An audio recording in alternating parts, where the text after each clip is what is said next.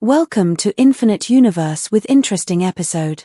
Bruce Lee came to America as a poor immigrant, but he brought something much more valuable than money. He brought his incredible talent.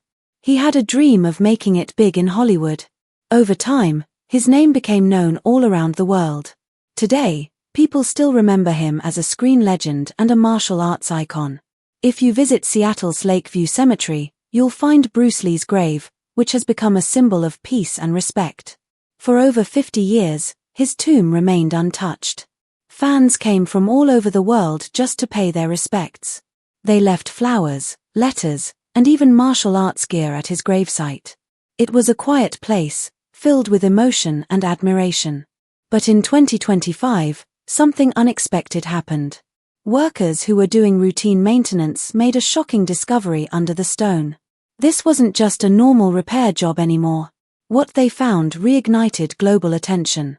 People everywhere started talking about Bruce Lee again. His legacy had always been powerful, but now there was a hidden truth that no one had known about until now. To truly understand how much this discovery meant, we need to go back to the beginning of Bruce Lee's story.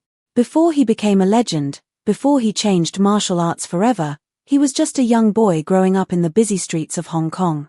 Even as a teenager, Bruce Lee had a fire in him.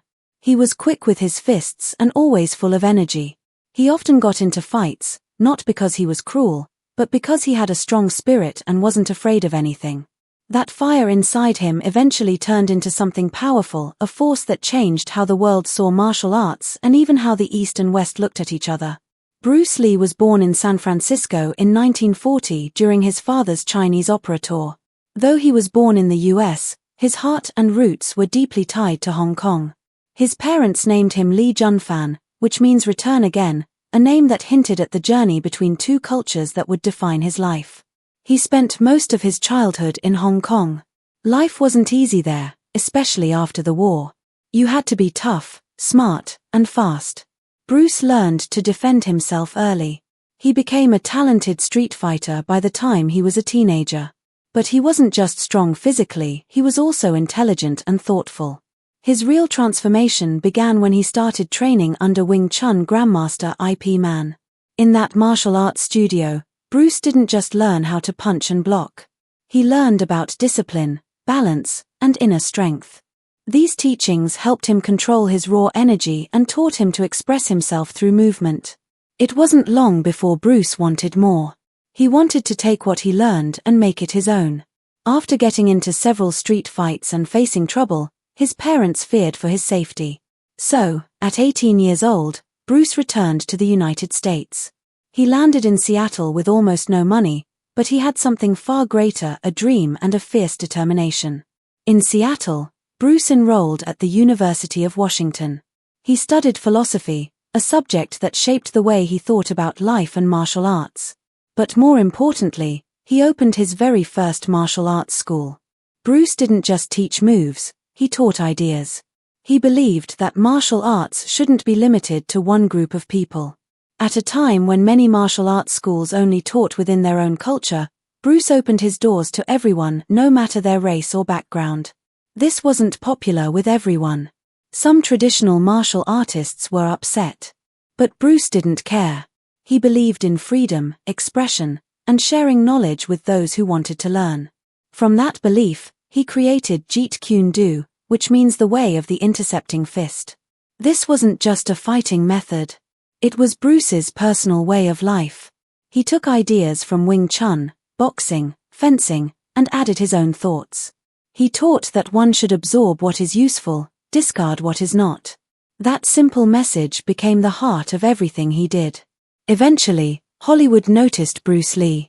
He was cast as Kato in the TV series The Green Hornet. While he was technically a side character, his presence was so strong that in many Asian countries, people started calling the show The Kato Show. Bruce made a big impression, but even with his popularity, he faced racism in the industry. Hollywood wasn't ready for a Chinese man in a leading role. Frustrated, Bruce left America and returned to Hong Kong. There, he took control of his own destiny. He began writing, directing, choreographing, and starring in movies like Fist of Fury and Enter the Dragon. These films didn't just showcase martial arts, they broke cultural barriers and made Bruce an international superstar. But just when it seemed like Bruce was reaching the peak of his career, tragedy struck. On July 20, 1973, the world was shocked by the news of his sudden death. He was only 32 years old. He had been in an apartment belonging to actress Betty Ting Pei, working on a script for Game of Death. He complained of a headache and took a painkiller. After lying down to rest, Bruce never woke up. He was taken to Queen Elizabeth Hospital, but it was too late. The official cause of death was listed as cerebral edema, a swelling of the brain, possibly caused by a reaction to the medication. No autopsy was performed, as it wasn't required in Hong Kong at the time. But people couldn't accept this explanation. It felt too sudden, too strange. Rumors started spreading. Some said Bruce had been poisoned. Others blamed organized crime, saying he refused to cooperate with the triads. There were even conspiracy theories involving ancient curses. None of these were proven, but the mystery only made Bruce's legend grow stronger. In Hong Kong, tens of thousands of people gathered to mourn. Around the world, fans cried and paid tribute. His wife, Linda Lee, was devastated but strong. She made sure Bruce was honored in a private ceremony in Seattle, a city that had meant so much to them. It was where Bruce had opened his first school. It was where he met Linda, fell in love, and started his journey toward greatness.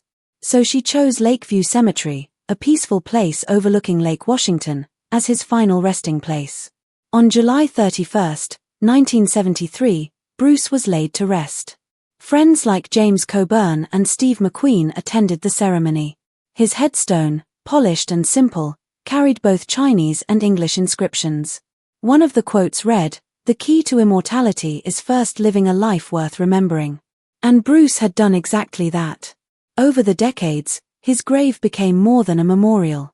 It turned into a destination of reflection. Martial artists, fans, thinkers, and dreamers came from all corners of the world. They left behind flowers, nunchaku, personal letters, and stories of how Bruce changed their lives.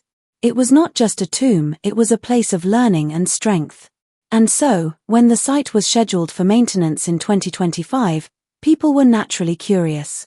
But no one expected what came next. What was meant to be simple work at the grave became something much bigger.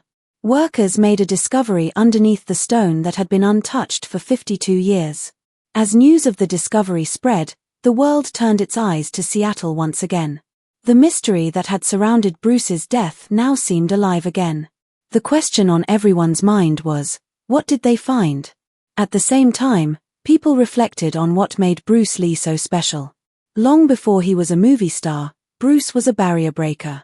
At a time when the world judged people by race and limited opportunities based on skin color, Bruce broke through those walls. He didn't follow the rules that kept cultures apart. He believed in unity and shared strength. In the 1960s, martial arts in America were still kept within certain communities. It was rare for someone of one race to teach someone of another. But Bruce didn't care about that. He opened his first school in Seattle's Chinatown and invited everyone in. His first student, Jesse Glover, was African American. His second student, Taiki Kimura, was Japanese American and had suffered from racism all his life. But Bruce saw talent, not color. To him, martial arts were a way to free the spirit, not to divide people. This mindset followed Bruce into the world of film. Hollywood often gave Asian actors roles that were silly, weak, or one-dimensional. Bruce refused to play those roles. He turned down scripts that made a joke out of his culture. He believed that people needed to see strength, dignity, and power in Asian characters. And when no one in America would give him a lead role, he went to Hong Kong and made himself a star. He trained with dancers, athletes, and celebrities, including NBA star Kareem Abdul-Jabbar, who became one of his closest friends and appeared in Game of Death. Bruce's friendships were based on mutual respect and shared effort. He believed people could grow together through discipline and commitment, not by staying in separate groups. His most powerful message was simple but bold: be like water. That meant to be flexible, to move with life, to adapt to every situation. He taught that people should not be stuck in rigid systems. They should learn from everything and then create something unique. This was the foundation of Jeet Kune Do, his personal martial arts philosophy. It wasn't just about punching or kicking. It was about thinking for yourself and expressing who you are. Bruce trained his body and mind in ways that were far ahead of his time. He mixed weight training with cardio, speed drills with flexibility. He studied anatomy and designed workouts that looked more like modern MMA routines than anything available in the 1970s. He kept detailed notebooks of everything he did. He wasn't just a martial artist, he was a scientist of movement. And that's what made the 2025 discovery so meaningful. The grave had been closed for over 5 decades. But now, something had been found beneath it. Some reports said it was a hidden compartment, sealed within the grave. Inside were personal items, possibly letters or training notes that Bruce had left behind. Others believed it might contain lost writings, philosophies he hadn't shared with the public. Whatever it was, it reignited the world's interest in Bruce Lee. People once again wanted to understand him, to connect with the man behind the legend. For many, it felt like Bruce was still teaching, still sharing, even from beyond the grave. Bruce Lee was more than an actor, more than a fighter.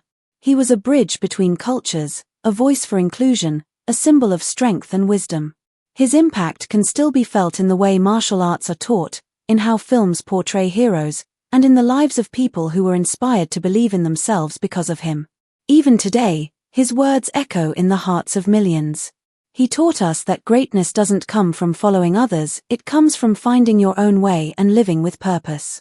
The discovery in 2025 didn't just reopen his tomb, it reopened the world's heart to Bruce Lee. It reminded everyone that legends never truly die. They live on in ideas, in movements, and in the people they inspire. Bruce Lee once said, "To live is to express, not to impress." And in every punch, every word, every life he touched, he did exactly that. He lived. And now, even more than 50 years later, his life continues to teach and inspire the world.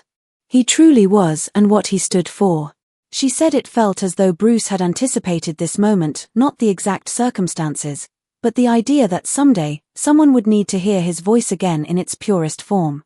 And now, after more than 5 decades, that voice had returned, not in the form of a film or interview, but in a letter shaped by wisdom, clarity, and conviction. The discovery of Bruce Lee's final message did more than stir emotions, it reignited a global dialogue about his teachings, philosophy, and vision for personal transformation. Universities, martial arts academies, and cultural institutions around the world began organizing exhibitions and lectures centered around the letter, examining its contents not just as historical text, but as living guidance. His words, preserved for so long in silence, now sparked renewed interest in his lesser-known writings and spiritual journey. For many fans and admirers, the letter was a revelation. Though Bruce had always championed the idea of individual expression and self-mastery, this letter gave those beliefs a timeless, almost prophetic form. It wasn't about martial arts, fame, or legacy, it was about the soul's journey, the courage to be original, and the necessity of inner strength. As visitors continued to gather at Lakeview Cemetery, the tomb no longer felt like just a place of mourning. It had become a beacon, a quiet, sacred corner of the world where people came not only to pay respect, but to find meaning. Flowers were still placed gently on the stone, but now they were often accompanied by handwritten notes quoting lines from the letter. "Be water, find your own path, obstacles are illusions," phrases that had once seemed like poetic philosophy now carried new weight. Shannon Lee, now at the forefront of preserving and expanding her father's legacy, pledged to honor the spirit of the letter. She announced plans for a new initiative through the Bruce Lee Foundation, a global mentorship program designed to help young people explore their creativity, identity, and resilience, principles Bruce had lived by. The program, called The Path of the Dragon, would be built around the themes in the letter, combining philosophy, physical discipline, and personal development. Meanwhile, Linda Lee Cadwell, who had watched the entire process unfold with quiet strength, said in a later interview that this was the final chapter she had always hoped for, not an end, but a beginning. "It's not about what was uncovered," she said. "It's about what we choose to do with it." Bruce gave us a mirror. Now we have to look into it. And so, what began as a structural preservation effort evolved into something far more powerful, a rediscovery of spirit, a rekindling of purpose, and a reunion with a voice that refused to fade with time. The world had long known Bruce Lee as a legend. Now, through this final message, it had the chance to know him as something even greater, a teacher whose lessons transcend time, a soul who chose to speak across generations, and a man who reminded us that the greatest form of strength is the courage to be ourselves. Thanks for watching. Like and subscribe our channel. Have a good day.